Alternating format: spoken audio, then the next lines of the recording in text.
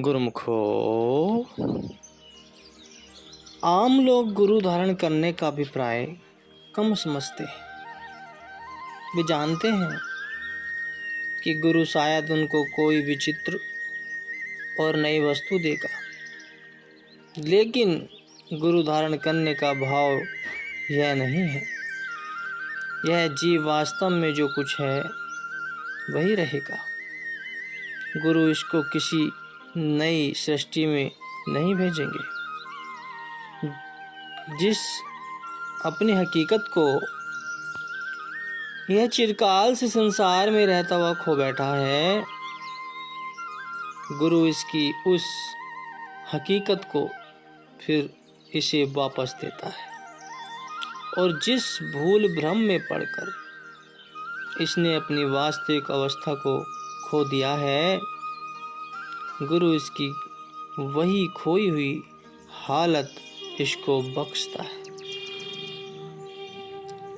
जब तक गुरु धारण नहीं किया जाता, तब तक मनुष्य में मनुष्य जीवन के गुण दबे पड़े रहते हैं। यह गुरु ही है जिसके द्वारा हमारी दबी हुई आत्मिक शक्तियां उभरती और प्रकाशमान होती है।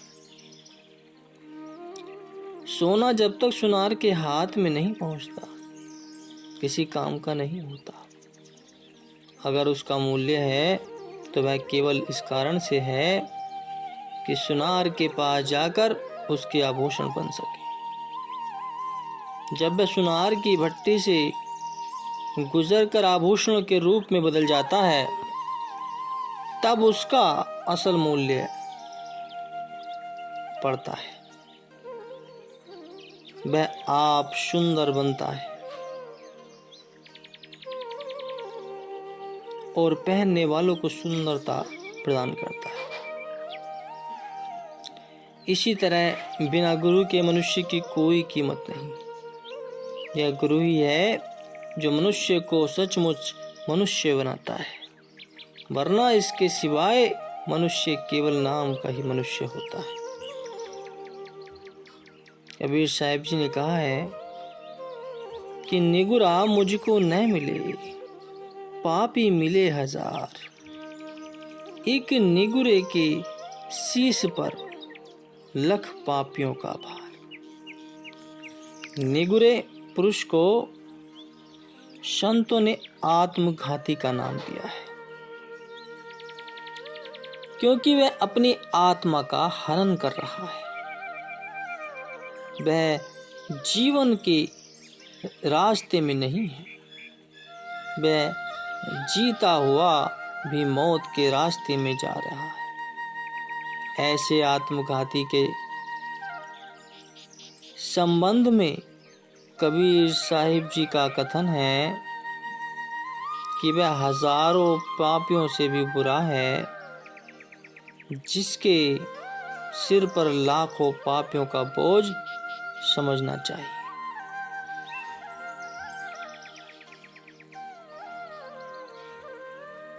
क्योंकि पापियों के उद्धार का रास्ता तो कभी न कभी खुल जाएगा, परंतु निगुरे के तरने का कुदरत में कोई भी प्रबंध नहीं है। विचार करना चाहिए कि हम संसार में किस लिए आए हैं और क्या चाहते हैं। अगर हमको सुख की इच्छा है और इसी इच्छा को लिए हुए फिर रहे हैं, तो वह सुख बाहर नहीं है, हमारे अंदर है। संतों का कथन है कि यह जीव स्वयं सुख रूप है, इसमें सब शक्तियां भरपूर है, मगर भूल और भ्रम के कारण यह दुर्बल और कमजोर बना बैठा है। वह शक्ति कब प्रकट होगी? जब यह गुरु के साथ संबंध पैदा करेगा, जब गुरु का आदर्श इसके सामने होगा और गुरु के सत्संग वचनों का लाभ इसको प्राप्त होगा, तो फिर संशय और भ्रमों की जड़ आपसे आप कट जाएगी और इसे अपने वास्तविक स्वरूप का ज्ञान होने लगेगा। श्री रामचंद्र जी महाराज जी वचन करते हैं कि भूमि जीव संकुल रहे, गए शरद ऋतु पाए, सतगुरु मिले ते जाहि जिमे, संशय भ्रम समुदाय। कहते हैं कि ये लक्ष्मण, वर्षा ऋतु के अंदर मच्छर, कीड़े मकोड़े आदि जिस कदर भी जीव जंतु पैदा हो गए थे, वे शरद ऋतु के आते ही इस प्रकार नाश हो गए, जैसे सतगुरु के मिलाप से संशय भ्रमों का नाश हो जाता है। आम लोग ग्रंथों और वाणियों के पाठ को किस्से कहानियां समझ कर पढ़ते हैं, परंतु ये वास्तव में किस्से कहानियां नहीं होती। इनके अंदर हकीकत के भेद छुपे होते हैं, जिनको केवल भक्ति भाव का दिमाग रखने वाले जीव ही समझ सकते हैं। औरों की समझ में इन बातों का आना कठिन है। यह पूर्ण गुरु की निशानी होती है कि उनकी शरण में प्राप्त होने से दिल संपूर्ण संशय भ्रमों से साफ हो जाता है। जब दिल से संशय भ्रमों की मैल दूर हो गई तो फिर संसार कहाँ। संशय भ्रमों का नाश ही नहीं तो संसार है।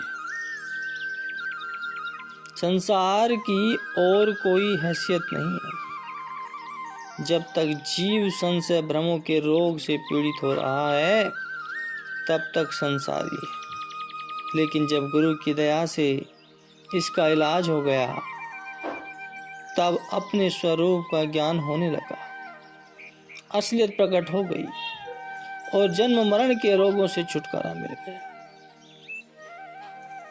बस सच्चा गुरु जब कभी भी मिलेगा वह तुमको बाहरी आडंबरों से हटाकर तुम्हारा रुख अंदर की तरफ करेगा, अर्थात तुम्हारी सुरती अपनी तरफ करेगा। वह जब ले जाएगा तुझको तुम्हारे अंदर ले जाएगा और तुम्हारा वास्तविक स्वरूप और तुम्हारी हकीकत का तुमको निश्चय कराने का रास्ता बताएगा। इसलिए ऐसे गुरु के नियमों का पालन मनुष्य को अवश्य करना चाहिए।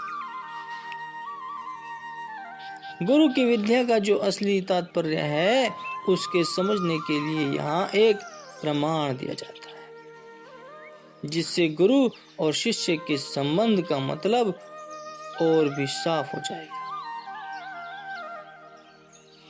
एक महात्मा जी का वचन है कि एक समय वन में बसते मृगराज की नारिन के हरि जायो, कर पालन पाली के हाथ लगो, उन लेकर छेरी के संग मिलायो, बिसर गए निज कुल के पराक्रम, हुड भय हरि दब चरायो, तैसे ही आत्म संग शरीरा आप, भुला कर जीव कहायो। एक बार की बात है, एक बार वन में भागते भागते किसी गर्भवती शेरनी का गर्भ गिर गया। किसी कारण से आप तो वहां वह भाग गई, परंतु बच्चे को वहीं छोड़ दिया। बच्चे की आंखें बंद थी। उसने पैदा होकर अपनी माता की सूरत भी नहीं देखी थी।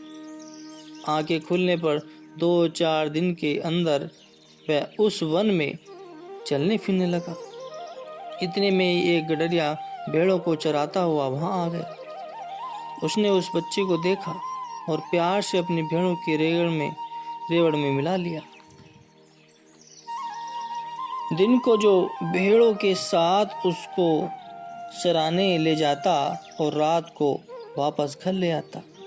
इस प्रकार वह शेर का बच्चा गडरिये के हाथों पलता हुआ बड़ा हो गया, मगर भेड़ों की संगति से उसकी खुराक वही घास फूस रह गई, अथवा स्वभाव भी भेड़ों का सा बन गया था। एक बार उस वन में कोई दूसरा शेर आ निकला।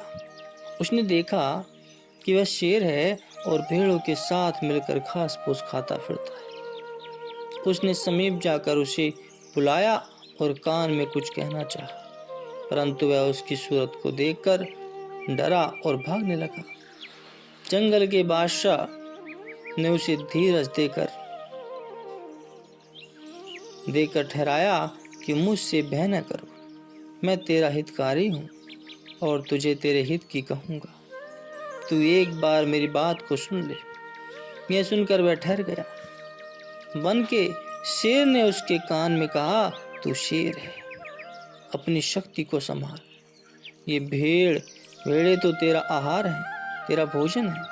इनके साथ मिलकर तू घास फूस खाता फिरता है और डरपोक बना हुआ है। मेरी तरफ देख, मैं तेरा हम जिन्स हूँ, तेरा हमदर्द हूँ, मैं तेरे जैसा हूँ। हम दोनों एक ही रूप के हैं। अपनी असलियत की ओर ध्यान दे और अपनी शक्ति से काम ले। इन भेड़ों के साथ तेरा क्या संबंध है? यद्यपि ये सच्ची बातें थीं और यथार्थ उपदेश था, परंतु भेड़ों की संगति ने उसके दिल पर मामूली असर नहीं डाला, जो तुरंत ही मिट जाता। इसने उत्तर दिया, न मैं शेर हूँ और न ही शेरों का हम शक्ल हूँ, हम जिन्स हूँ। मैं तो भेड़ हूँ और ये भेड़ ही मेरे माता पिता और भाई बंधु। मैं नहीं चाहता कि शेर कैसे होते। तुम जो कुछ भी कह रहे हो सब भरमाने वाली बातें। मेरे कुटुंब परिवार से अलग करके न मालूम तुम मुझे कहाँ ले जाना चाहते हो। वन के राजा ने कहा, तू मेरे साथ तालाब के किनारे चल, वहां तेरे सब भ्रम निर्वत दूर हो जाएंगे। यह कहकर उसे अपने साथ ले गया और एक तालाब के किनारे खड़े होकर उसको कहा कि इस पानी में अपनी सूरत को भी देख और मेरे रूप का भी ध्यान कर। तेरे और मेरे में कोई अंतर नहीं। जब उसने नीचे पानी की ओर से झुकाकर देखा तो बिल्कुल दोनों सूरतें एक बराबर नजर आई। देखते ही भ्रम दूर हो गया और अपने आप को शेर समझकर लगा गरजने। और शक्ति तो पहले मौजूद थी, केवल भ्रम के कारण उसका ज्ञान नहीं था। लेकिन जब दूसरे शेर का मिलाप हुआ तो उसने युक्ति द्वारा निश्चय करा दिया कि वह सचमुच ही शेर का बच्चा है, केवल अज्ञान और भ्रम के कारण अपने स्वरूप से बेखबर था। यह गुरु की विद्या का असली उद्देश्य है। ईश्वर के चाहने वाले बेचारे ईश्वर की तलाश में दिन रात पड़े घूमते हैं। कभी वनों में चले जाते हैं, कभी पहाड़ों पर बैठते हैं, कभी पुस्तकों के अंदर ढूंढने लगते हैं और कभी ठंडे पानी में गोते लगाते हैं। अपने अपने विचारों और निश्चय के अनुसार ही वे सभी ठीक रास्ते पर हो, इसमें कोई ऐतराज वाली बात नहीं है। परंतु संतों के विचार अनुसार सही अर्थों में ईश्वर की तलाश सच्चे गुरु की तलाश है। ईश्वर का मिलना कठिन नहीं है, मिलना गुरु का कठिन नहीं है। एक सच्चे संत महापुरुष का मिलना कठिन। जिस समय पूर्ण गुरु मिल जाएंगे तो फिर ईश्वर का मिलाप सहज ही हो जाएगा। परंतु संसार है जो दिन रात ईश्वर ईश्वर तो करता है, मगर गुरु के विषय में कुछ भी विचार नहीं किया जाता। गुरु जो कर लिया सो कर लिया, चाहे वह आप भी असली मार्ग का भेदी न। भला जो आप ही बेखबर हैं वह दूसरों को क्या रास्ता बताएंगे। लेकिन किसी को इन बातों का विचार कहाँ है। संत कहते हैं कि तुम ईश्वर की खोज में समय मत दो और न ही इस तरीके से कुछ हाथ आ सकता है। तुम्हारा जितना यत्न होना चाहिए वह गुरु की तलाश में होना चाहिए। समय जितना दो गुरु के ढूंढने में दो, मेहनत जितनी करो गुरु के पीछे करो। जब गुरु मिल जाएंगे तो ईश्वर का मिलाप आपसे आप ही हो जाएगा। जिसके लिए तुम्हें कुछ अलग मेहनत नहीं करनी पड़ेगी। इसलिए जो विचारवान हैं वे सदा पूर्ण गुरु की ही तलाश करते हैं, क्योंकि ईश्वर और उसके ज्ञान का संबंध केवल गुरु के साथ है। नाम, भक्ति और प्रेम आदि ये सब गुरु की कृपा से ही प्राप्त होते हैं। बिना पूर्ण गुरु की सहायता से इनका हाथ आना कठिन। बोलो जयकारा, बोल मेरे श्री गुरु महाराज की जय।